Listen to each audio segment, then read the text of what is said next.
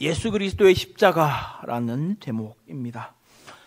지난 4월에 시작했던 갈라디아서가 이제 마지막 시간이 다가왔습니다. 돌이켜보면 벌써 6개월이 넘는 시간이었습니다. 바라기는 언약에 신실하시고 은혜가 풍성하신 하나님의 말씀이 우리 모두의 마음판에 잘 새겨질 수 있기를 원합니다.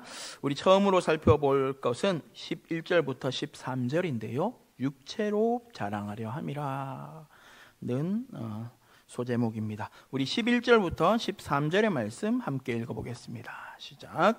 내 손으로 너희에게 이렇게 큰 글자로 쓴 것을 보라. 무릇 육체의 모양을 내려 하는 자들이 억지로 너희에게 할례를 받게 함은 그들이 그리스도의 십자가로 말미암아 박해를 면하려 함뿐이라. 할례를 받은 그들이라도 스스로 율법은 지키지 아니하고 너희로 할례를 받게 하려 하는 것은 그들이 너희의 육체로 자랑하려 함이라.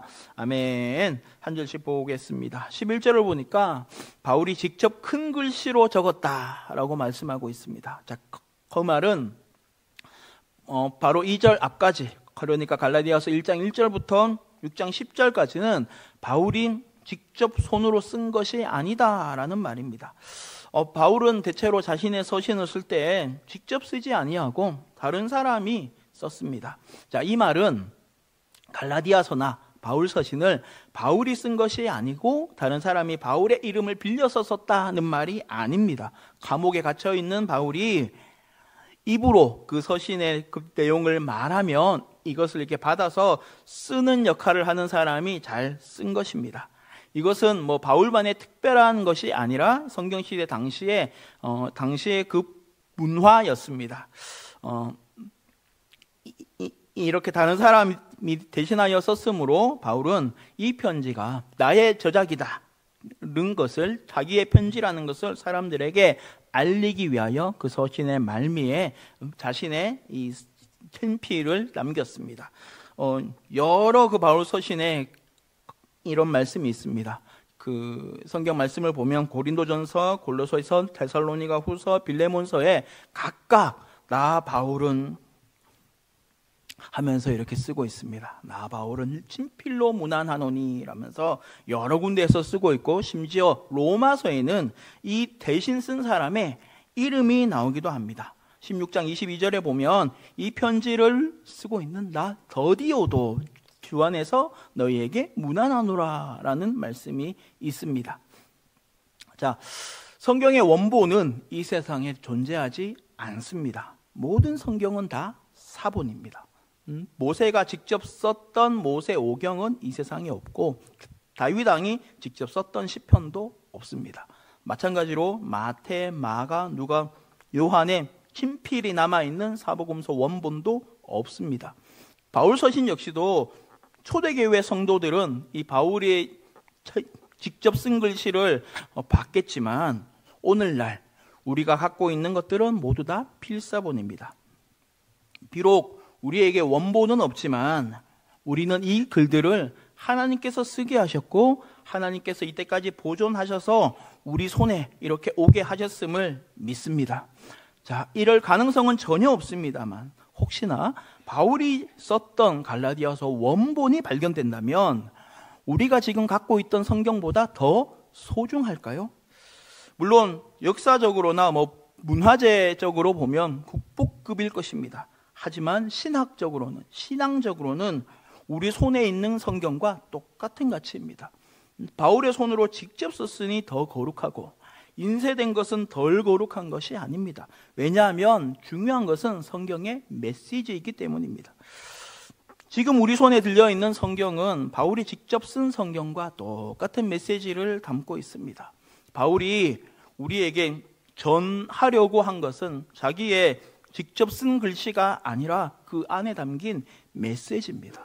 하나님께서는 우리가 혹시나 이런 것들의 마음을 뺏길까 하여서 모든 원본을 숨기셨는지도 모르겠습니다. 자, 이러므로 우리가 할 것은 우리 손에 들려져 있는 성경을 하나님의 말씀으로 믿으며 부지런히 읽고 듣고 가르치는 것입니다. 말씀의 사람, 성경의 사람이 되시기를 예수님 이름으로 축복합니다. 아까 소개한 다른 바울 서신들이 쭉 있었잖아요. 뭐 베드로, 고린도전서, 골로새서, 데살로니가후서, 빌레몬서, 로마서 등등등. 아까 이렇게 소개한 다른 바울 서신들을 보면 바울의 그 팀필이 나온 후에는 편지들이 금세 다 짧게 마무리됩니다. 아예 그 모든 서신의 마지막에 서명처럼 쓰인 것도 있습니다. 하지만 갈라디아서는 이렇게 바울이 직접 쓴 글씨 이후에도 한 번 더 강조하고 얘기하는 것이 있습니다. 자, 이렇게 마지막 인사를 하고 나서도 덧붙여 말하는 것이 있다면 그만큼 중요하다는 것 아니겠습니까? 그 인사, 11절의 인사 후에 나오는 12절, 13절의 말씀을 다시 한 번 더 읽어보도록 하겠습니다. 12절, 13절 함께 있습니다. 시작. 무릇 육체의 모양을 내려하는 자들이 억지로 너희에게 그리스도의 십자가로 말미암아 박해를 면하려 함뿐이라. 할례를 받은 그들이라도 스스로 율법은 지키지 아니하고 너희에게 할례를 받게 하려 하는 것은 그들이 너희의 육체로 자랑하려 함이라. 아멘. 할례를 받고 율법을 잘 지켜야 구원을 얻는다라는 거짓된 복음은 잘못된 것이다 라고 다시금 말하고 있습니다. 바울은 갈라디아서 전체를 통틀어서 이 내용을 외쳤는데 다시금 강조하고 있는 것입니다. 얼마나 이 악한 가르침이 갈라디아 교회 안에 깊이 뿌리를 받고 있었고 또한 위협적이었는지를 알 수 있습니다. 12절을 보니까 이 바울은 할례파를 육체의 모양을 내려 하는 자라고 말하고 있습니다. 이들이 할례를 받는 궁극적인 이유가 어디에 있는지를 밝힌 것입니다. 하나님의 말씀에 온전히 순종하려는 마음보다 내 육체를 자랑하기 위해서 그 할례를 받았습니다. 13절을 보니까 정작 이들은 할례를 받았지만 스스로 율법은 지키지 않았습니다. 할례 받은 것이 남달라 보여서 겉으로 이렇게 나타나는 거룩함 때문에 경건을 흉내내고만 있음을 꼬집고 있습니다. 자, 이들은 자기 자신뿐만 아니라 다른 이들도 할례를 받아서 자기 육체를 자랑하는 허울뿐인 신앙생활을 하게 합니다. 왜 이것이 허울뿐인고 하니 12절에서 말씀하고 있는 것처럼 십자가로 말미암아 박해받는 것은 피하려고 하기 때문입니다. 예수를 믿고는 싶지만 변화되기는 싫습니다. 세상에서 소금과 빛으로 힘겹게 살기보다는 적당히 타협하면서 수월하게 살고 싶습니다. 이러면서도 겉으로는 거룩해 보이고 싶은 악한 마음이 있습니다. 한편으로는 자신의 의를 자랑하고도 싶습니다. 수십 년 빠지지 않고 예배드리고 헌금하고 봉사하고 헌신한 것 자랑하고 싶습니다. 이것이 성경이 말하는 외식입니다. 제가 이전에 섬기던 어느 큰 교회는 새벽 기도회 때도 오르간 반주가 있었습니다. 그 반주하시던 권사님은 30년이 넘게 홀로 새벽 반주를 했습니다. 이제는 나이를 먹어서 힘들다고 하면서 후임자가 없어서 걱정이다 라고 말은 하시는데 정작 물러나지 않습니다. 나 새벽 반주 몇 년 차다 하는 자랑이 해마다 업그레이드 되니까 거기서 빠져나올 수 없게 된 것입니다. 원래 의미는 잊어버리고 겉으로 드러나는 모습만 보며 이것으로 만족하고 자랑하는 것이 외식입니다. 할례는 원래 마음에 받는 것인데 육체에 받는 것으로 생각하고 이것에 만족하며 할례 받은 것을 자랑하고 심지어는 할례가 구원의 조건이라고까지 승격시키고 있으니 이야말로 외식입니다. 이렇게 외식으로 유명한 이들이 바로 서기관과 바리새인들 아닙니까? 자, 이들이 그렇게 열심히 율법을 지켰어도 예수님께서는 이들의 의보다 더 나아야 천국에 들어갈 것이다 라고 선언하셨습니다. 마치 바울이 직접 쓴 친필에만 관심이 팔려서 정작 바울이 전하고자 하는 메시지를 보지 못하는 것과 비슷합니다. 바울이 거룩한 것이 아닙니다. 바울을 들어 쓰시는 예수님이 거룩하십니다. 사도행전을 보니까 사람들이 바울의 손수건이나 앞치마를 가져다가 병든 사람한테 얹으니 그 병이 낫고 마귀가 떠나갔다고 합니다. 손수건이나 앞치마의 능력이 있는 것이 아니라 하나님의 능력이라는 것을 우리는 다 알고 있습니다. 하지만 오늘날 성경에서 써있던 바로 그 앞치마랑 바로 그 손수건이 우리 손에 있다면 여느 앞치마나 손수건과 똑같이 생각하시겠습니까? 역사적인 가치는 있겠지만 특별히 거룩한 손수건, 능력의 앞치마가 아닌 것은 거룩과 능력은 하나님께 있기 때문입니다. 어쩌면 우리의 신앙생활도 이러한 잘못된 가르침, 거짓된 복음에 물들어 있는 것은 아닌지 생각해 보길 원합니다. 오직 예수님만 우리의 구원입니다. 예수 그리스도의 십자가를 통해서만 우리에게 생명이 있습니다. 나 스스로 아무리 열심히 자신을 깨끗하게 하고 죄를 멀리하여도 하나님 앞에서는 아무런 효과가 없습니다. 할례를 받고 율법을 다 준행한다 하여도 나는 여전히 죄인입니다. 사람은 그 어떤 사람도 무슨 일을 어떻게 하여도 자기의 죄 문제를 스스로 해결할 수 없습니다. 다른 방법은 전혀 하나도 없고 오직 예수님뿐입니다. 내가 이때까지 하나님을 위해서 어떠한 거룩한 일을 해냈다고 하더라도 내가 거룩한 것이 아니라 하나님께서 거룩하십니다. 나에게 능력이 있는 것이 아니라 함께 하시는 성령님의 능력입니다. 나를 자랑할 수 있는 것이 아니라 예수의 십자가를 자랑하는 것입니다. 자, 이리하여 바울의 고백은 이렇게 이어집니다.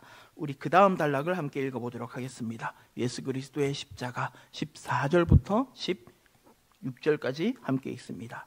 시작. 내게는 우리 주 예수 그리스도의 십자가 외에 없으니 그리스도로 말미암아 세상이 나를 대하여 십자가에 못 박히고 내가 또한 세상을 대하여 그러하니라. 할례나 무할례가 아무것도 아니로되 오직 새로 지으심을 받는 것만이 중요하니라. 무릇 이 규례를 행하는 자에게와 하나님의 이스라엘에게 평강과 긍휼이 있을지어다. 아멘. 아멘. 14절은 너무나도 유명한 말씀입니다. 이 편지를 쓴 사도 바울뿐만 아니라 모든 믿는 자들의 동일한 고백입니다. 우리에게는 우리 주 예수 그리스도 십자가 외에는 결코 자랑할 것이 없습니다. 이 말씀에 아멘이십니까? 십자가 외에 자랑할 것이 결코 없다는 이 말은 각 사람마다 조금씩 다른 자랑할 거리들이 있지만 그 가운데 십자가가 유별나게 큰 자랑거리다 하는 말이 아닙니다. 말 그대로 십자가 밖에는 자랑할 것이 없다는 것입니다. 쉽게 읽고 혹 암송하는 분도 많은 말씀일지 모르겠습니다만 참으로 오늘 이 말씀 앞에 나 스스로를 세워보기를 원합니다. 내 자랑은 참으로 십자가뿐입니까? 예수 그리스도로 말미암아 나는 세상을 십자가에 못 박았고 세상은 나를 십자가에 못 박았습니다. 나도 죽고 세상도 죽었다는 말입니다. 신자의 가치 판단은 더 이상 내 중심도 아니고 세상 중심도 아니고 십자가가 중심입니다. 자, 그렇다면 우리의 자랑은 무엇입니까? 어떤 교회는 역사를 자랑합니다. 언더우드 아펜젤러 선교사가 1885년에 우리나라에 왔습니다. 이때 바로 세워진 교회는 약 140년의 역사가 있습니다. 하지만 이것이 자랑일 수 있습니까? 아닙니다. 어떤 교회는 성도의 숫자를 자랑합니다. 여의도 순복음교회는 등록 성도만 약 50만 명이라고 합니다. 본당의 좌석만 12,000석이라고 합니다. 하지만 이것이 자랑일 수 있습니까? 아닙니다. 어떤 교회는 영향력을 자랑합니다. 대통령이 몇 명이 나왔고 연예인 누가 있고 사회 저명 인사가 얼마나 있는지를 자랑합니다. 하지만 이것이 자랑일 수 있습니까? 이것도 아닙니다. 우리의 자랑은 오직 예수 그리스도의 십자가입니다. 역사가 오래된 것이, 성도가 많은 것이, 영향력이 큰 것이 감사한 것일 수는 있으나 자랑일 수는 없습니다.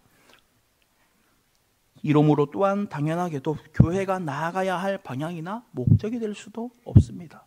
정말 중요한 것은 무엇입니까? 다른 것 아니라 오직 예수 그리스도의 십자가만 자랑하는 것입니다. 이 말을 다른 표현으로 바꾸면 무엇입니까? 15절 말씀 우리 함께 읽겠습니다. 시작. 할례나 무할례가 아무것도 아니로되 오직 새로 지으심을 받는 것만이 중요하니라. 아멘. 십자가만 자랑한다는 이 말은 새로 지으심을 받는 것입니다. 새 사람으로 다시 태어나는 것입니다. 경건의 거룩한 모양만 있지 않고 그 능력이 나타나는 신자가 되는 것입니다. 나도 자랑하지 않고 세상도 자랑하지 않고 예수만 자랑하는 신자로 살아가는 것입니다. 자, 이것이 어디 교회의 문제뿐이겠습니까? 나 스스로는 어떡합니까? 내가 남들보다 신앙생활 오래도록 한 것이 자랑입니까? 역사가 자랑이 아닙니다. 아니면 남들보다 더 크게 더 많이 헌금하고 봉사한 것이 자랑입니까? 사이즈가 자랑이 아닙니다. 그렇다면 내가 남들보다 더 영향력이 있는 것이 자랑입니까? 직분도 자랑이 아닙니다. 15절 말씀처럼 할례를 받은 것도 자랑이 아니고 받지 않은 것도 자랑이 아닙니다. 자랑이고 뭐고 아무것도 아닙니다. 중요한 것은 새로 지으심을 받는 것입니다. 거듭난 신자로 살아가는 것입니다. 예수 그리스도의 향기를 뿜어내는 것입니다. 세상이 감당하지 못하는 믿음의 사람으로 살아가는 것입니다. 우리의 신앙은 어디쯤 머무르고 있습니까? 아, 내 믿음의 연수가 너무나 짧구나 하고 부끄러워하고 나는 신앙생활 이 정도면 오래 했구나 하고 자랑하고 있으면 역사에 머물러 있습니다. 내가 헌금이나 봉사를 적게 해서 부끄럽고 많이 해서 우쭐하다면 사이즈에 머물러 있습니다. 세가족인 것이 부끄럽고 중직자라서 안심하고 있다면 또한 여기에 머무르고 있는 것입니다. 참으로 중요한 것은 새 사람을 입는 것입니다. 새 사람을 입는다는 것은 무엇입니까? 우리 에베소서 4장의 말씀 함께 읽어보겠습니다.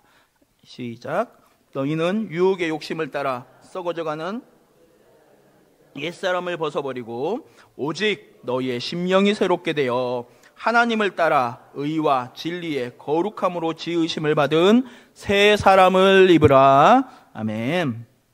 유혹의 욕심을 따르는 옛사람을 벗어버리고 의와 진리와 거룩함으로 지으심을 받은 새 사람을 입으라고 성경은 말씀하고 있습니다. 예수를 믿고 있는데, 예수를 믿었는데 여전히 나밖에 모르고 돈밖에 모르고 세상의 가치관을 그대로 가지고 있으면 안 됩니다. 이것은 우리의 심령이 새롭게 될 때에만 가능합니다. 새 사람을 입는다라는 말은 바로 예수 그리스도로 옷 입는 것을 말합니다. 로마서 13장 14절 말씀은 이렇게 말씀합니다. 시작. 오직 주 예수 그리스도로 옷 입고 정욕을 위하여 육신의 일을 도모하지 말라. 아멘.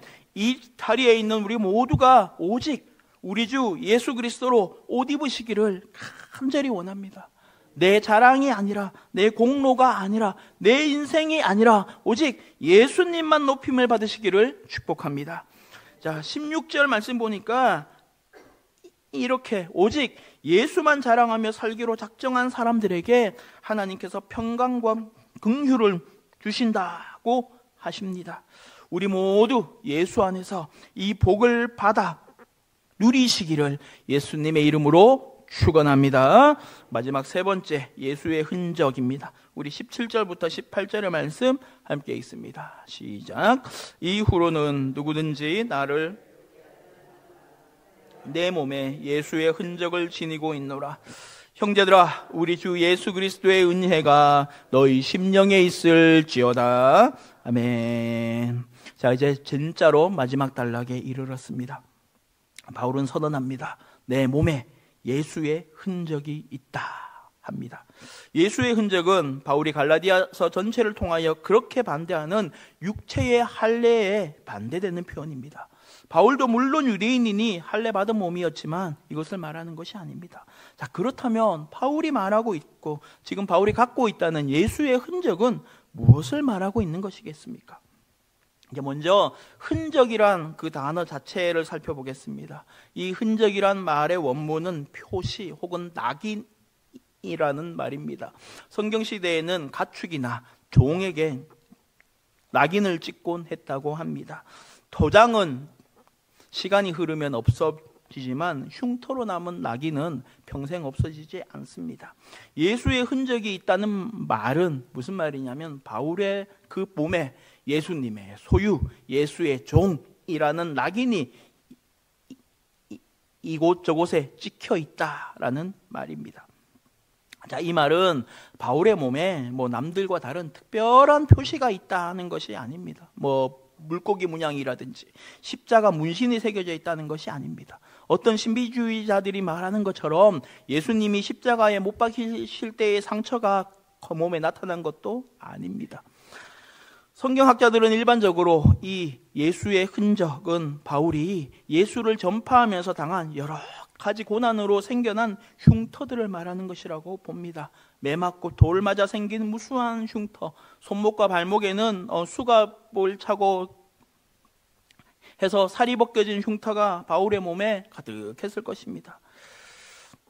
자기의 믿음으로는 자기의 육체를 자랑하기 위해서 그 받은 할례와 얼마나 큰 차이가 있습니까? 자, 천국에 가면 우리 모두 완전한 몸으로 변화됩니다. 오직 한 분, 예수님만 그 손과 발, 옆구리의 상처를 여전히 간직하고 있으십니다. 하늘나라에 가면 우리 모두는 이 땅의 장애와 질병이 다 사라지고 모두가 건강하게 활짝 웃는 모습으로 서로의 얼굴을 볼 것인데 유일하게 예수님만 그 몸이 성하지 않습니다.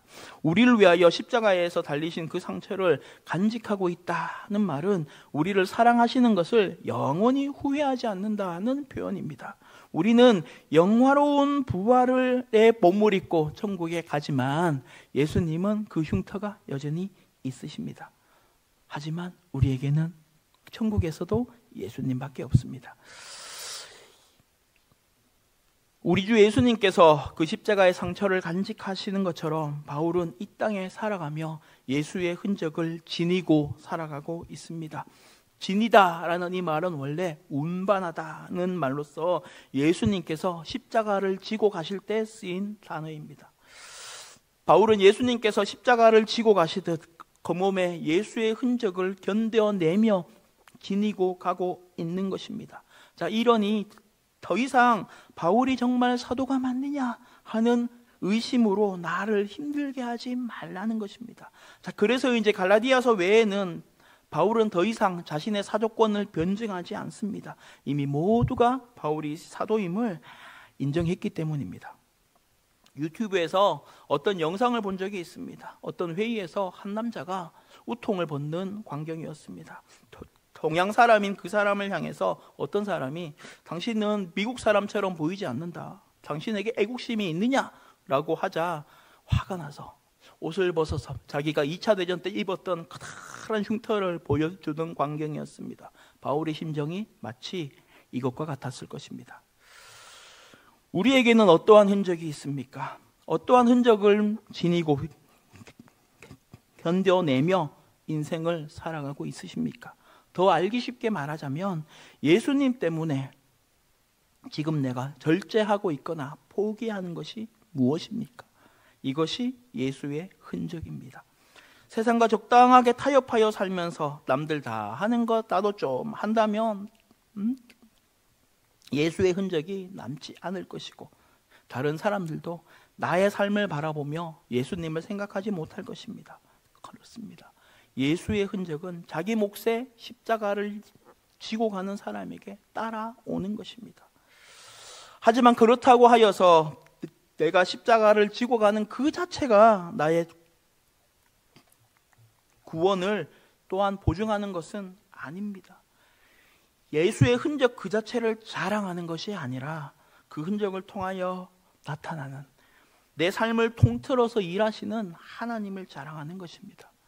바울의 손수건이나 앞치마는 아무것도 아니며 능력과 영광으로 역사하시는 하나님께서 중요하신 것과 같습니다.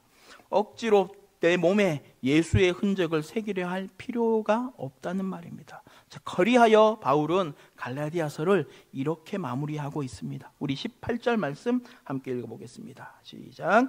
형제들아, 우리 주 예수 그리스도의 은혜가 너희 심령에 있을지어다. 아멘, 아멘. 우리 주 예수 그리스도의 은혜가 우리의 육체가 아니라 심령, 즉 영혼에 있기를 원한다고 말씀합니다. 예수의 흔적을 갖고 사는 삶, 십자가를 지고 가는 삶은 사람들이 보기에는 은혜 받은 삶이 아닐 수 있습니다. 우리가 생각하는 은혜로운 삶은 어떤 것입니까? 하는 일마다, 손대던 일마다 실패 없이 다 성공하고 물질적으로도 풍성하며 많은 사람들에게 존경을 받는 삶이 은혜로운 삶이라 생각하지 않습니까? 하지만 예수를 믿는 신자가 다 이렇게 살지는 못합니다. 무엇을 해도 순탄하지 않고 물질적으로도 어려우며 사람들도 알아주지 않는 인생일 수 있습니다. 하지만 우리 삶이 이렇다고 하여도 우리의 심령에, 영혼에 예수 그리스도의 은혜가 있다면 이것으로 충분합니다. 세상의 헛된 것에 마음 뺏기지 않고 예수님만 자랑하며 자기 십자가를 지고 살아가시기를 예수님의 이름으로 축원합니다. 신자의 삶을 짧게 정리한 성경 말씀 한 구절 읽으며 마무리하도록 하겠습니다. 디모데후서 3장 12절 말씀입니다. 함께 읽습니다. 시작. 무릇 그리스도 예수 안에서 경건하게 살고자 하는 자는 박해를 받으리라. 아멘.